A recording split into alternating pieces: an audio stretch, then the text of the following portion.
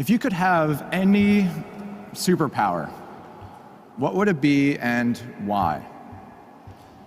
This is a question I use sometimes in church groups, often with teenagers and young adults. And some responses you might expect. I really want to have super speed so I can be awesome at sports.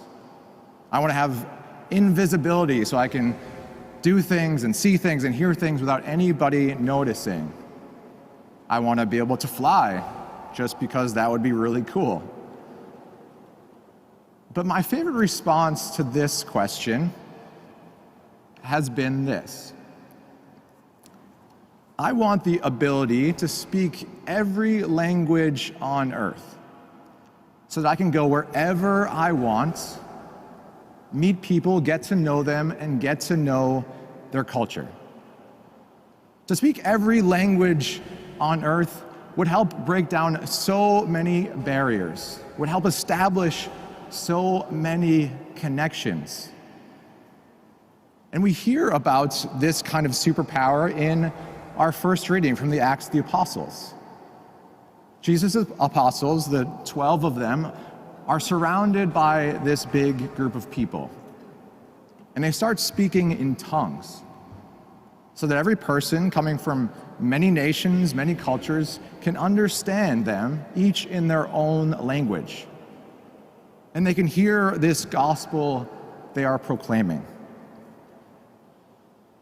Now, this was only possible through the gift of the Holy Spirit, which Christ breathed onto his apostles in our gospel reading today, and which was sent in its fullest on Pentecost Sunday, the day we celebrate today, when the Holy Spirit descended in a public way upon the church's people and began its mission into the world. The Holy Spirit is the third and often forgotten person of the Holy Trinity. It doesn't have the grandeur of God the Father, that creator of the universe. It doesn't have all the stories that we cherish about Jesus. But the Holy Spirit, in many ways, is the most active person of the Trinity in our world today, especially because it's everywhere. The Holy Spirit, across many nations, peoples, and religions, it goes amongst them all, and even beyond religion. We often hear today people say, I'm not religious, but I'm spiritual. While that may disappoint some of the most religious among us, it's actually a wonderful acknowledgement that the Holy Spirit is working in their lives, that there is some connection between us humans and divine, that there's something spiritual and meaningful about our existence. The Spirit penetrates people's lives like nothing else can. And in that way, it connects us, it unites us to one another and to God. Now, Paul wants to unite the Corinthians in his second letter today. He says there are different spiritual gifts, different workings, different forms of service, but the same Lord, the same Spirit, the same God. We all have unique gifts to offer to one another, but they all come from the same place, that same source, the Godhead. And it's the Holy Spirit that allows us to share those gifts with one another. It allows unique voices to make up a beautiful choir, as we can so well hear today. It allows selfless athletes to make up a great team. It provides a gifted teacher with students who want to learn. It provides a passionate performer with a captive audience, hopefully more and more so on Broadway these days. It's the Holy Spirit that makes these human connections and that makes divine connections as well. Of course, we need to participate. We need to be in the game on this. Yeah, we're not superheroes with superpowers, but we can each play our little part. We can't learn every language, but maybe each of us can learn one.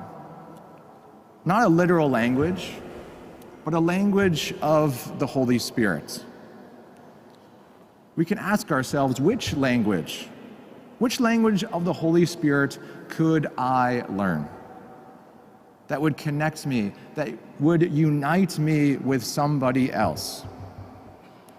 Could it be the language of empathy that would allow me to walk just a little bit in somebody else's shoes? Could it be the language of justice that would allow me to give a voice to the voiceless? Could it be the language of encouragement that would allow me to make somebody else's dreams come true? What new language could I learn? This is the question for each of us. Now, like learning any language, we may need to start off with a few phrases as building blocks.